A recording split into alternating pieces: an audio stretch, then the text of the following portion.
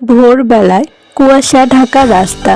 একটি ছোট ছেলে রিয়ান স্কুল ব্যাগ নিয়ে হাঁটছে। রিয়ান সব সময় একা স্কুলে যেত, কিন্তু সে বলতো, আমার সাথে তো আমার বন্ধু যায়।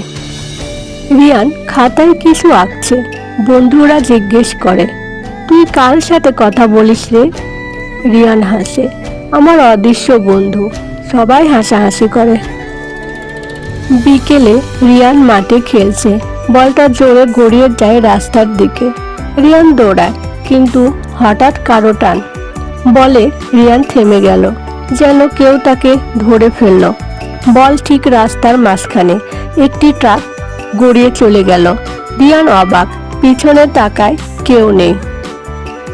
রাতে বাড়িতে গিয়ে রিয়ান মাকে বলে, মা, আমার বন্ধু আমাকে আজ বাঁচালো। মা চুপ হয়ে যায়, চোখে পানি জমে।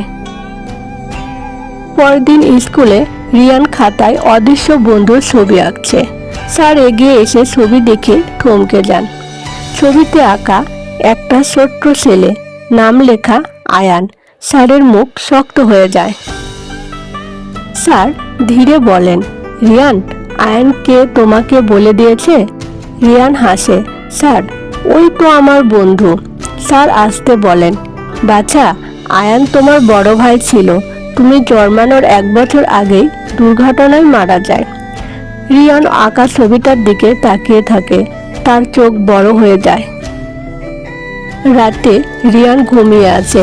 হাওয়ার দোলা লাগে, জানালা হালকা খুলে যায়। একটা মিষ্টি নরম কণ্ঠ, রিয়ান, ভয় পাস না, আমি সব সময় আছি, শুধু পাশে না, ভেতরেও। রিয়ান ঘুমের মধ্যে হাসে। আঁকা ছবিটা টেবিলে, হালকা আলোতে ছবিতে হাসির মতো এক ঝলক। সব বন্ধুই দেখা যায় না, কিছু বন্ধু শুধু অনুভব করা যায়।